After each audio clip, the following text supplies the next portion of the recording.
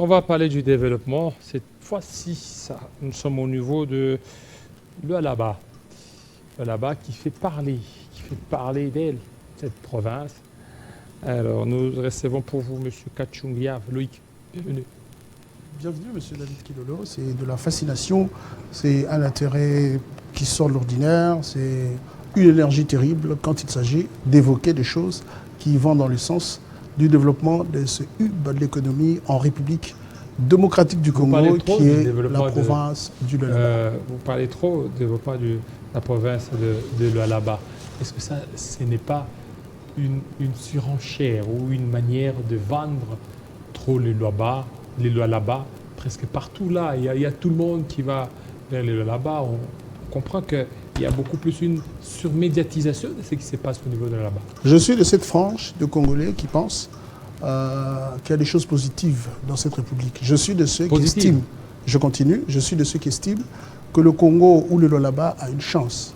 Je suis de ceux qui ont embrassé cette vision, une vision qui sort de l'ordinaire, une vision inédite, une volonté politique qui défraye la chronique, des choses, quand vous le regardez, je vous assure, peut-être parce que vous n'avez pas encore eu la chance de visiter cette province-là, mais pour ceux qui y étaient, pour ceux qui y vivent, je pense que ce discours, c'est ce discours-là. D'ailleurs, on n'y met même pas assez d'emphase. Si on le ferait, ça serait plus que ça. Au Lualaba, il y a des choses terribles. Au Lualaba, il y a une transformation légendaire. Au Lualaba, il y a une métamorphose. Il y a quoi, je peux expliquer dans le fond. Pratiquement, parce que parler trop Lualaba. Sur, en termes de voirie, au niveau urbain, il y a un changement radical. C'est-à-dire aujourd'hui, vous avez de l'asphalte presque partout. Ce n'est plus un luxe comme ça l'a été autrefois.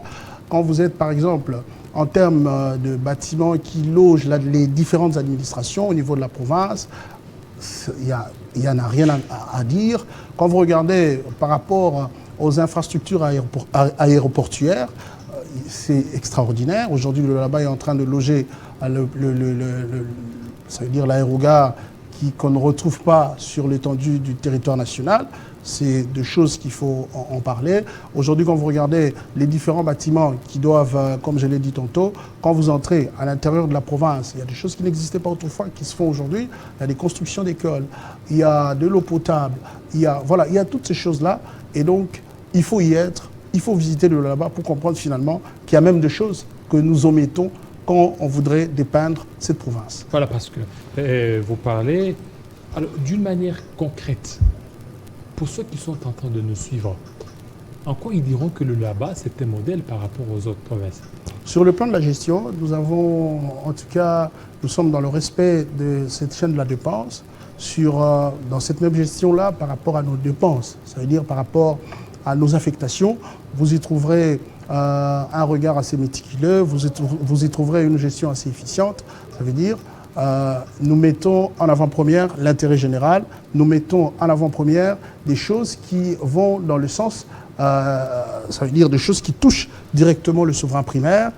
Quand vous y arrivez par rapport à la volonté politique, comme je l'ai dit, qui est en train de s'implémenter au niveau de la province. Donc il y a des tas de choses qui doivent, qui doivent même être repliquées sur l'étendue du territoire, ce qui permettra à notre République de migrer vers une émergence et une émergence. Alors qu'est-ce qui fait qu'il y a une différence entre ce qui se passe au Lualaba et aussi dans d'autres provinces?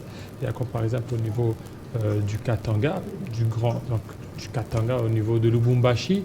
On sent que Lubumbashi, oui, mais le Lualaba devient de plus en plus en poupe que Lubumbashi. La première réflexion, c'est que les gens vont dire qu'on est une province riche, nous recélons beaucoup de richesses, il y a beaucoup d'entrées en termes de recettes publiques, mais il y a aussi quand même cette volonté politique-là. C'est pour ça que je reviens de la part de qui? De la part de la gestionnaire, ça veut dire l'exécutif provincial, de l'autorité numéro 1, voilà, celle qui détient l'impérium aujourd'hui, celle qui est à la tête de la gestion. Je crois ici, c'est même un message qu'on devra lancer à la gente féminine, que les femmes, autrefois on a cru que les femmes ne pouvaient pas avoir cette possibilité-là. Autrefois on a cru que les femmes, leur place c'était peut-être à la maison. Mais aujourd'hui on a quand même cette femme qui va rester dans les mémoires politiques de cette République. Une femme qui a brillé par une exemplarité terrible. En tout cas, ce qui se passe au Lualaba est tout à fait inédit et je comprends pourquoi il y a cet écho-là, ou il y a cette résonance-là, même au niveau national. Voilà, on a vu, parce que vous parlez de Fifi Masuka, la gouverneure, il était dans la délégation du président vers la Chine. Alors, sa présence là, qu'est-ce que ça pourra certainement apporter à la province au niveau de la Chine, par exemple? Je l'ai dit dans une émission qu'il ne s'agissait pas d'une partie de villégiature. C'est des gens qui ont eu la chance de faire déjà le tour du monde avant même de leur avènement à la tête de la province. Ici, c'était la revisitation de ce contrat sino-congolais. Et quand vous regardez, la grande partie de ce contrat-là exécuté au niveau de la province du Lualaba. Donc c'est une raison de plus qu'elle soit de la partie. Mais aussi, c'était une occasion pour elle de faire ce lobbying-là aux décideurs du monde, aux gens qui détiennent aujourd'hui l'économie. Aujourd'hui, la Chine, en termes économiques, je pense qu'elle occupe la bonne place. Et quand on fait la vente de cette province qui détient des richesses, quand on fait la publicité et quelle de sera cette peut-être province... la part ou qu'est-ce que cette province pourra donner dans cette révisitation de ce contrat? Aujourd'hui, le président de la République, je pense que vous avez suivi son interview quand il était là, et même l'interview de la gouverneure. Ça veut dire aujourd'hui, on est en train de réfléchir à offrir à cette province ou à cette république de contrats gagnant-gagnant. Ça veut dire l'investisseur qui arrive, il y trouve son compte, et même les nationaux ont aussi leur part en termes d'emploi, ont aussi leur part en termes de traitement, ont aussi leur part en termes, le social, etc. Donc c'est le souci qui nous habite, c'est le souci qui a même alimenté ce voyage-là. Ça veut dire on voudrait un contrat où la République démocratique du Congo trouve son compte. Voilà, trouve son compte, mais là-bas, la manière dont vous présentez, c'est comme s'il n'y a pas de gens qui souffrent là-bas. Non, mais la souffrance est inhérente à l'existence. On ne dira pas qu'il s'agit... Des sans-emploi. On n'a pas dit qu'il s'agit d'une... La a... félicité, c'est après l'existence. Ça veut dire, des difficultés, on le retrouve partout, même dans les anciennes nations. J'évoquerai ici, il y a des SDF, en Europe, alors qu'en Europe, tout le monde a envie d'aller là-bas. Ça veut dire ceci. On n'a pas à dire ici qu'on est dans la suffisance. On n'a pas à dire ici qu'on est... Voilà, on a fait les 100%. On n'a pas à dire ici, ça serait de l'orgueil. Certes, il y a encore à faire. Nous avons eu une gestion de manière proprement dite, ça fera 1 an et demi. Et donc aujourd'hui, ce qu'on a pu réaliser en cet espace de temps-là, ça montre clairement qu'il y a de la volonté, mais il y a aussi à faire et nous continuons à le faire. Voilà même la raison, parce qu'on est à l'horizon 2023, ça veut dire bientôt, on est une année électorale, ça va être les élections. C'est comme ça qu'on lance ce message à toute cette population qui nous regarde. Ceux qui ont été ou ceux qui ont brillé par la bonne gestion, c'est une occasion pour vous de le faire remplir, c'est une occasion pour vous de le faire revenir aux affaires pour pérenniser cette action qui fait la fierté de la gestion congolaise. Alors vous dites qu'il y a encore à faire, qu'est-ce qu'il y a à faire? Oui, il y a beaucoup à faire. Par exemple, en termes de routes, il y a des routes que nous devons faire encore. En termes de ce social-là de nos populations, il y a beaucoup à faire. En termes, dans tous les secteurs, que ce soit dans les secteurs sanitaires, c'est vrai aussi, il faut le dire, dans le secteur sanitaire, aujourd'hui, quand vous êtes à Kolwezi, les structures sanitaires, c'est différent de ce qui existait autrefois.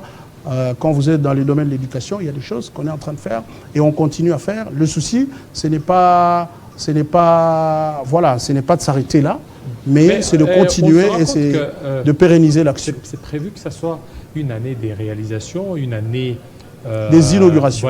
On a fait des réalisations, des inaugurations. Très bien. Qu'est-ce qui a été fait comme inauguration au niveau de là-bas? Parce que n'oubliez pas que, d'ailleurs vous venez de le soulever, il reste pratiquement 5 mois pour qu'on aille aux élections.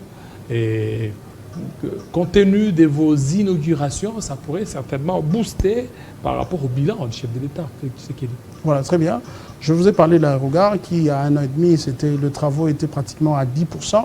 Mais on est à 90% aujourd'hui. Ça veut dire qu'il ne reste que les constructions secondaires, notamment la piste, la caserne de pompiers, etc. Des petites choses. C'est que ça va être inauguré cette année. Il y a beaucoup de bâtiments. Je vous parlerai ici de cette salle de congrès, de ce village de congrès. Je vous parlerai de la salle de spectacle. Je vous parlerai des différents ponts disséminés à travers la province. Je vous parlerai des écoles construites à l'intérieur même ou dans l'arrière-province. Je vous parlerai ici de la voirie qui, ça veut dire on l'utilise sans même qu'il y ait un événement inaugural. Ça veut dire qu'il y a toute une avalanche, il y a toute une panoplie, c'est en un point finir. Voilà. Et vous, déjà les journalistes vont être conviés à ces grands événements parce que ça va être une liste. Et ça sera quand toute cette réalisation? Déjà, il y a l'aérogare qui va être à la disposition de la population. Si vous voulez des estimations, dans quelques 2-3 mois, vous verrez déjà qu'on va amorcer cette série d'inauguration. Sur le financement propre de la province? Oui, ça veut dire tout ce qui se passe en province, c'est vrai. Hein, que le gouvernement provincial peut toujours faire quelque chose, mais le 90%, c'est avec les recettes, c'est avec cette gestion, c'est avec cette canalisation des recettes. Voilà, ça veut dire que c'est sur fonds propres de la province du Lualaba. Vous parlez des canalisations de ces recettes. Est-ce qu'il y a la traçabilité dans tout ça? Aujourd'hui, s'il y a une province, déjà, il vous souviendra, lors de son visite, l'inspecteur général, M. Gilles Alinguetti, dans son satisfecit, il a eu le temps de jeter des fleurs sur ce gouvernement provincial parce que c'est un gouvernement, parmi les rares gouvernements qui ont compris aujourd'hui, ça veut dire qui ont intériorisé la bonne culture en termes de gestion. C'est une province qui a intériorisé la chaîne de la dépense. Ce n'est pas facile de respecter cette chaîne-là, soyez-en sûrs, mais au Lualaba, tout est suivi de manière très méticuleuse et nous respectons la chaîne de la dépense, nous respectons l'argent qui appartient à l'État, nous respectons les recettes qui appartiennent à la République. Tout le monde veut aller là au niveau de Lualaba.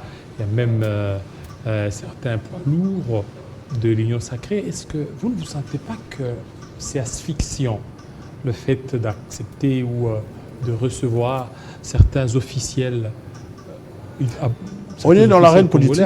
On est dans l'arène politique, Monsieur David, vous en savez long. C'est-à-dire l'arène politique dans un environnement démocratique. Ça veut dire où on est une démocratie. Ce n'est pas la première fois qu'on va organiser les élections dans cette République. Ça veut dire que tout le monde est libre, tout celui qui se reconnaît congolais est libre de chercher un électorat, tout celui qui se reconnaît congolais est libre de faire sa promotion, de faire sa publicité, de tenter sa chance. Mais ici, ce n'est pas de la théorie, nous sommes dans la pratique. Ça veut dire nous avons des preuves et des preuves irréfutables à présenter au souverain primaire. Ça veut dire ces preuves qui ont articulé notre gestion, ces preuves qui font finalement que la réflexion va être très facile parce qu'ils nous ont vus à l'œuvre, ils nous ont vu agir. Mais tous ces officiels, quand ils viennent, ils viennent dans la théorie. Ils ne rentraient pas à Bredouille, à Kinshasa, non? Quand ils viennent, c'est asphyxiant. Quand ils viennent, c'est dans ce sens-là. Ah ouais, c'était ça la question. Moi, je pensais que c'était ceux qui avaient des ambitions. Voilà, qui descendent là-bas. Non, ce n'est pas asphyxiant, ça n'a rien à voir. Et d'ailleurs, ce n'est pas que le Lualaba. Déjà, ici, quand vous entrez sur la page officielle du Nord et du Sud Kivu, vous allez voir que le ministre de la Défense est là-bas.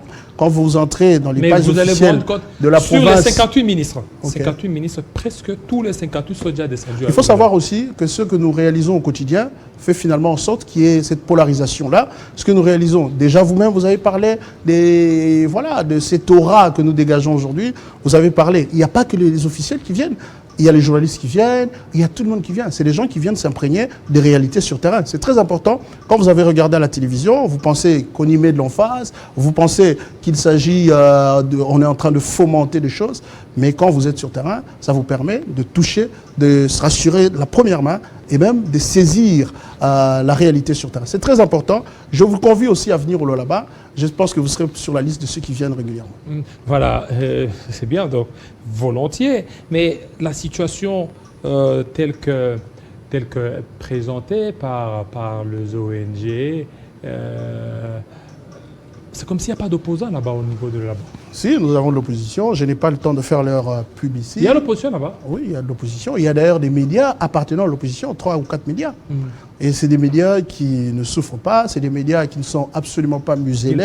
C'est des journalistes qui tournent des émissions à longueur de journée, brocardant, insultant, traitant le gouvernement provincial de tous les maux. Et ils sont libres. Aujourd'hui, poser la question, s'il y a une province où les gens sont libres d'exprimer leurs opinions, c'est le Lualaba. Et ce dossier de Saint-Pierre. C'était faux. C'était faux et archi faux. Il y a les mêmes images. Si vous entrez sur la page de l'intéressé, vous y verrez, il a été reçu par le ministre ayant dans ses attributions l'intérieur. C'était faux. Moi-même, j'ai eu le temps de discuter avec le ministre. C'est quoi, donc lui-même, ni de loin, ni de près, je ne suis concerné. Il s'était caché, le journaliste? Reste à lui poser la question. Mais il a lui-même, il a balayé d'un revers la main toute cette spéculation-là. Et comment sont les relations entre le journaliste et Marie-Thérèse? En tout cas, déjà, tous les grands événements, tous les événements qui nécessitent la participation de médias locaux, ils sont là. Toutes ces activités. La première dame, ouais, sans problème. La première dame qui était récemment là-bas ça veut dire l'activité a été couverte par presque toutes les maisons de presse de la province et même les maisons de presse au niveau national. C'est qu'il n'y a pas de restrictions, il n'y a pas de contraintes, il n'y a pas de... il n'y a rien du tout tout le monde est libre d'exprimer ses opinions. D'ailleurs, on fait partie de ces provinces rares où l'opposition a toute sa place, où l'opposition est en train de vaquer à ses occupations dans la tranquillité. Est-ce que les chaînes dont fait allusion, les chaînes de l'opposition, ont aussi des facilités comme celle de Fifi Masuka?